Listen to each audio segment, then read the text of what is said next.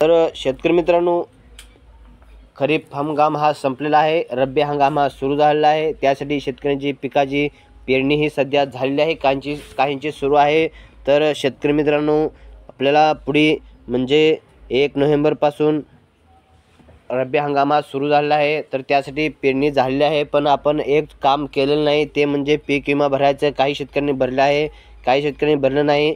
तर शेतकरी मित्रांनो, याच्यामध्ये आळसपणा करू नका, लवकरात लवकर आपल्या शेतपिकाचे पीक विमा भरून घ्या। याच्यासाठी शेवटची तारीख ही 30 नोव्हेंबर आहे।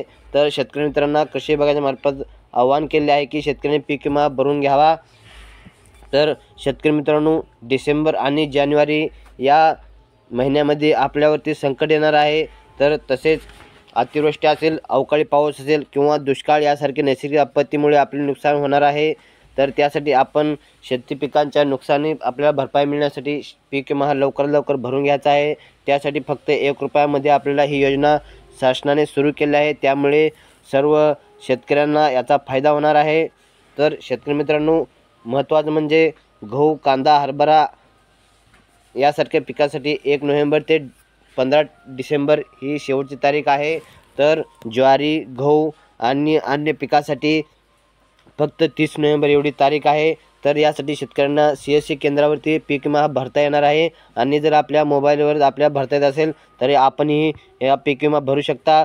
तसेच बँकेमध्ये किंवा विमा प्रतिनिधी यांच्याकडे आपण पीक विमा भरू शकता। तर पिकांसाठी आहे ते जोखीम जे आहे ते 70% आपल्याला मिळणार आहे। तर त्यासाठी आपण 1 रुपयामध्ये पीक विमा भरून घ्यायचा आहे।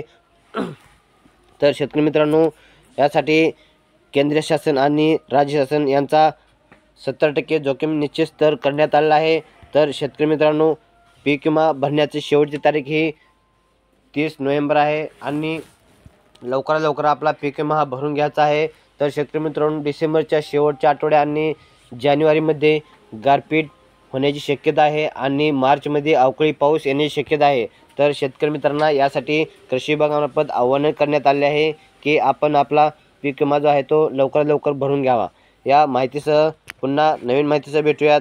धन्यवाद।